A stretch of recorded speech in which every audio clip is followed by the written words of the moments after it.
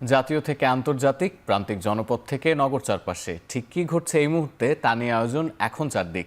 আপনাদের সঙ্গে আছি আমি সতীর্থ কর্মকার।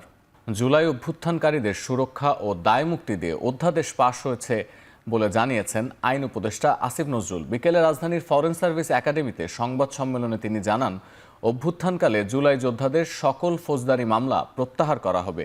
এছাড়া সেই সময়ে রাজনৈতিক প্রতিরোধের জন্য তাদের বিরুদ্ধে কোনো মামলা করা যাবে না। অভ্যুত্থানকালে রাজনৈতিক প্রতিরোধের উদ্দেশ্যে সংগঠিত কার্যাবলী থেকে জুলাই গণ অভ্যুত্থানকারীদের দায়মুক্তি দেওয়া হয়েছে। অলরেডি যদি কোনো মামলা হয়ে থাকে জুলাই গণ অভ্যুত্থানকারীদের বিরুদ্ধে ফৌজদারি মামলা, রাজনৈতিক প্রতিরোধের উদ্দেশ্যে সংগঠিত কার্যাবলীর কারণে যদি কোনো ফৌজদারি মামলা হয়ে থাকে তাহলে সেই মামলাগুলো প্রত্যাহার করার পদক্ষেপ সরকার নিবে। এর জন্য যদি কোনো নতুন মামলা করা হয় সেই নতুন মামলা করা যাবে না। সন্ধ্যায় প্রধান উপদেষ্টা ডক্টর মোহাম্মদ ইউনূসের সাথে দেখা করবেন বিএনপি চেয়ারম্যান তারেক রহমান। গত বছর 13 জুন লন্ডনে তাদের সবশেষ বৈঠকটি অনুষ্ঠিত হয়। এর আগে 25 ডিসেম্বর দেশে ফিরে স্বদেশ প্রত্যাবর্তনের সহযোগিতার জন্য ডক্টর ইউনূসকে ফোন করে ধন্যবাদ জানান তারেক রহমান। আজকের বৈঠকে নির্বাচন সংশ্লিষ্ট বিষয়ে আলোচনা করা হবে বলে ধারণা করা হচ্ছে। বৈঠকে আসন্ন নির্বাচন কেন্দ্র করে রাষ্ট্রের স্থিতিশীলতা, সুষ্ঠু ও নিরপেক্ষ নির্বাচন, আইন শৃঙ্খলা পরিস্থিতি, সংস্কার ও গণভোট নিয়ে আলোচনা হবার কথা রয়েছে। এ সময় দলের জ্যেষ্ঠ নেতারাও উপস্থিত থাকার কথা রয়েছে। গত বছরের 13 জুন প্রধান উপদেষ্টা মোহাম্মদ ইউনূসের সাথে লন্ডনের ডচেস্টার হোটেলে তারেক রহমানের প্রথমবারের মতো একান্তে বৈঠক হয়। চলতি বছর নভেম্বরে তারেক রহমানের স্বদেশ প্রত্যাবর্তনের পর বিএনপি চেয়ারম্যানের দায়িত্ব গ্রহণের পর দ্বিতীয় দফায় নির্বাচন পূর্ব সময়ে সরকার প্রধানের সঙ্গে বিএনপি প্রধানের এই বৈঠক ঘিরে নতুন করে আলোচনার জন্ম দিয়েছে।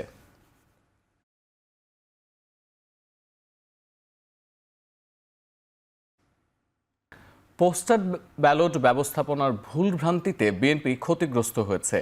এ ব্যাপারে নির্বাচন কমিশনের কাছে ব্যাখ্যা চেয়েছে বিএনপি। দুপুরে নির্বাচন কমিশন সচিবালয়ে সিইসির সাথে সাক্ষাৎ করে এ দাবি জানান বিএনপির স্থায়ী কমিটির সদস্য সালাউদ্দিন আহমেদ। দুপুরে বিএনপির 4 সদস্যের প্রতিনিধি দল কমিশনে আসেন। বৈঠক শেষে সালাউদ্দিন আহমেদ বলেন, পোস্টাল ব্যালট নিয়ে উদ্বিগ্ন বিএনপি। এ সময় দেশের অভ্যন্তরে পোস্টাল ব্যালটে সব প্রতীক না দিয়ে এলাকাভিত্তিক প্রার্থীর প্রতীক সম্বলিত ব্যালট ব্যবহারের প্রস্তাব দেয় বিএনপি। অভিযোগ করেন, কমিশনের অনুরোধে তারেক রহমান সফর স্থগিত করলেও অন্যান্য দল আচরণবিধি লঙ্ঘন করছে। আচরণবিধি লঙ্ঘনের ব্যাপারে নির্বাচন কমিশনকে অবহিত করা হয়েছে বলেও জানান সালাউদ্দিন আহমেদ।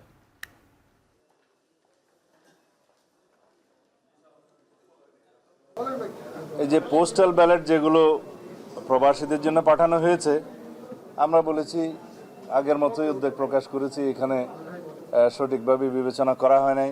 যারা এই পোস্টাল ব্যালট প্রণয়নের কাজে ছিল এবং প্রেরণের কাজে ছিল বা এগুলোর বিষয়ে যারা দায়িত্বপ্রাপ্ত ছিল তাদেরকে ব্যাখ্যা দিতে হবে, ইলেকশন কমিশনকে ব্যাখ্যা দিতে হবে।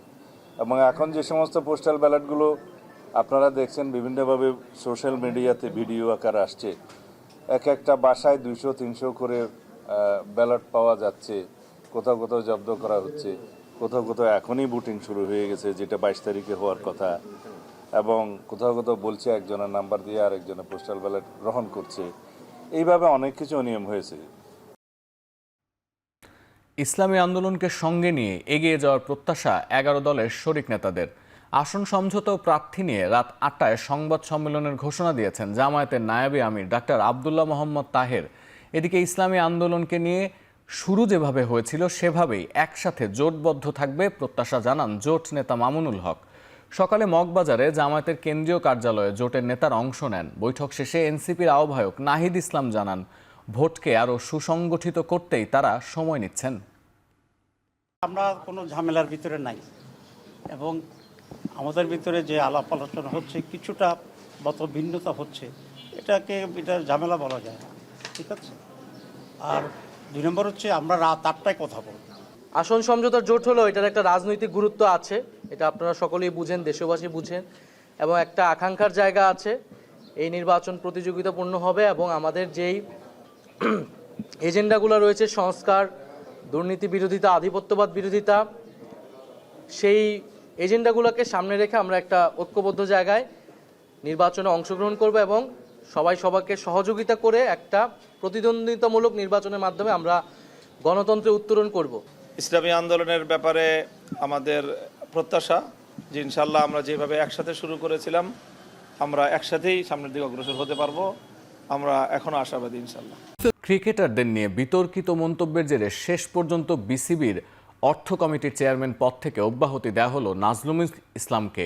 এ নিয়ে কিছুক্ষণ আগে বিজ্ঞপ্তি দিয়েছে বিসিবি। বুধবার টি-20 বিশ্বকাপ খেলতে যাওয়া না যাওয়া নিয়ে গণমাধ্যমের সাথে কথা বলেছেন এম নাজমুল ইসলাম। সেখানে তিনি ক্রিকেটারদের পারিশ্রমিক ও অন্যান্য বিষয়ে মন্তব্য করেন, যা ভালোভাবে নেয়নি ক্রিকেটাররা। তখনই ক্রিকেটার্স ওয়েলফেয়ার অ্যাসোসিয়েশন থেকে নাজমুল ইসলামের মন্তব্যের বিপক্ষে প্রতিবাদ জানানো হয়। সেখানে তারা বিপিএল-এর ঢাকা পর্বের প্রথম দিনের ম্যাচ বয়কটের হুঁশিয়ারি দেন। একজন করে সবাই প্রশ্ন করবেন।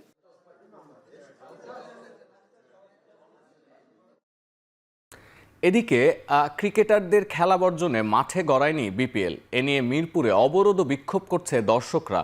তবে সম্ভাবনা রয়েছে সন্ধ্যার ম্যাচটি মাঠে গড়ানোর। এই মুহূর্তে সেখানে আছেন সহকর্মী আসাদুজ্জামান লিটন। তার কাছে জানবো সেখানকার সবশেষ অবস্থা। লিটন, বিসিবি পরিচালক নাজমুলের অব্যাহতির খবর অনানুষ্ঠানিকভাবে জানা গেছে। এরকম পরিস্থিতিতে কি সন্ধ্যায় বিপিএল মাঠে গড়াতে পারে, সে বিষয়ে আপনি কি জানেন জানাবেন। আর দর্শকরা যে অবরোধ করছিল সড়ক, এই মুহূর্তে সড়কের কি অবস্থা সেটিও জানতে চাই। সত্যি ধন্যবাদ। এই মুহূর্তে আমি অবস্থান করছি মিরপুর শেরেবাংলা জাতীয় ক্রিকেট স্টেডিয়ামে। আপনি জানেন যে বিপিএলের ঢাকা পর্বে কিন্তু আজই প্রথম ম্যাচ অনুষ্ঠিত হওয়ার কথা ছিল এখানে, এবং এই উপলক্ষে কিন্তু মিরপুর যে স্টেডিয়ামটা এটি কিন্তু দারুণভাবে খুব সুন্দরভাবে সুসজ্জিত করা হয়েছিল। কিন্তু দিনের প্রথম ম্যাচ এর মধ্যে হয়নি। কোয়াবের ক্রিকেটাররা তারা কিন্তু আপনার অনেকটা বলতে গেলে বিদ্রোহী করেছে, এবং বোর্ডের সঙ্গে তাদের মনোমালিন্য বা বিভিন্ন যে কারণগুলোই হোক তারা কিন্তু প্রথম ম্যাচটা খেলতে আসেনি। তো এই কারণে কিন্তু সকাল থেকেই অনেক দর্শক এই স্টেডিয়াম পাড়ে ভিড় করেছিলেন।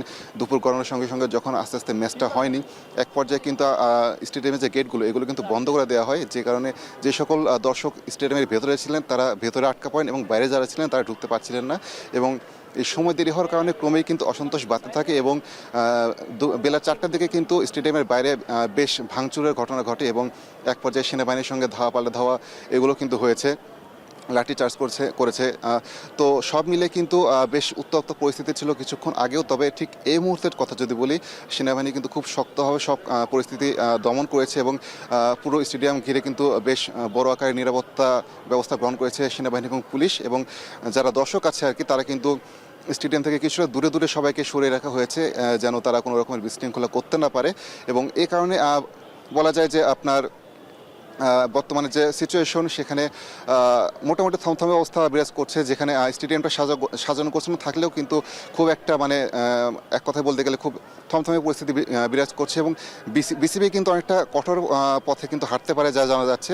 তো এই হচ্ছে আমার কাছে সবশেষ পরিস্থিতি। সতীর্থ, মিরপুর স্টেডিয়ামের সামনে থেকে বিপিএল-এর সবশেষ খবর জানাচ্ছিলেন সহকর্মী লিটন।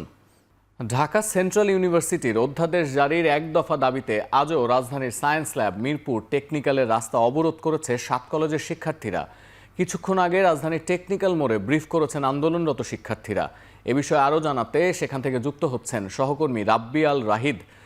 রাব্বি, জানতে চাই ব্রিফিংয়ে আসলে শিক্ষার্থীরা কি জানিয়েছেন, এ বিষয়ে যদি আমাদের একটু বিস্তারিত বলেন।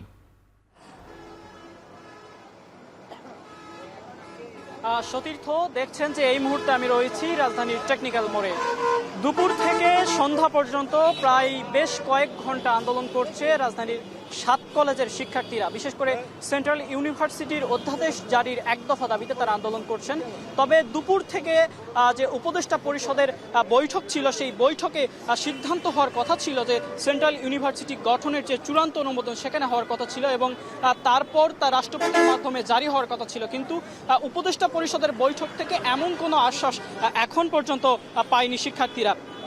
এবং এরপরই বিকেল শেষে সন্ধ্যা নাগাদ তারা চেষ্টা করেছে তাদের সঙ্গে যোগাযোগ করার জন্য, কিন্তু এখন পর্যন্ত উপদেষ্টা পরিষদের কেউ তাদের সঙ্গে যোগাযোগ করেনি। এরপর শিক্ষার্থীরা সংবাদ সম্মেলন করে পরবর্তী কর্মসূচি ঘোষণা করেছে। তারা জানিয়েছে যে আন্দোলন আরও চলবে, এবং আগামীকাল থেকেও তারা আন্দোলনের ঘোষণা দিয়েছে।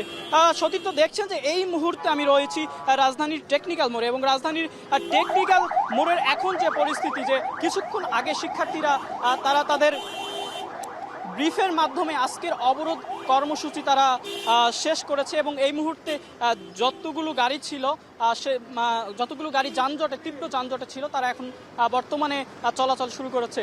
সতীর্থ দেখছেন যে রাজধানীর টেকনিক্যাল মোড় থেকে সরকারি 7 কলেজের যে অধ্যাদেশ জারি নিয়ে সর্বশেষ এতটুকুই।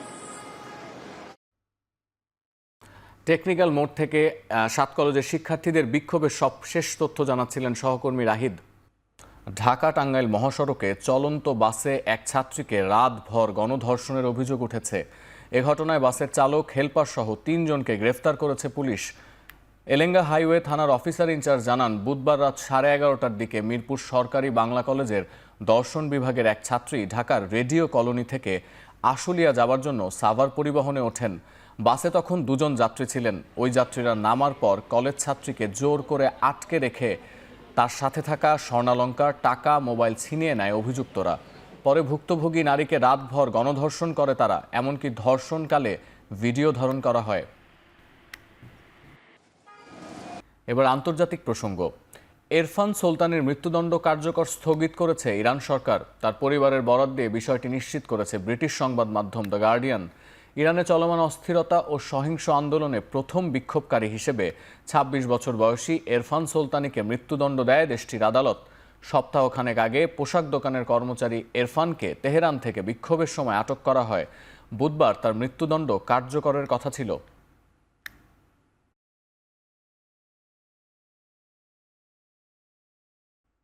আবারও খেলার প্রসঙ্গ। ভারতের নারী ফুটসাল দলকে 3-1 গোলে হারিয়ে সাফ ফুটবল চ্যাম্পিয়নশিপের শুভ সূচনা করেছে বাংলাদেশ নারী ফুটসাল দল। ম্যাচে জোড়া গোল করে দেশবাসীর কাছে দোয়া চেয়েছেন সাবিনা।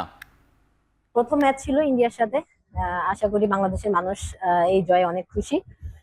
আমাদের আরো 5টা ম্যাচ আছে, সকলে আমাদের জন্য দোয়া করবেন, ভালো একটা রেজাল্ট নিয়ে যেন দেশের মানুষকে খুশি করতে পারি, সেটাই আমাদের মূল লক্ষ্য।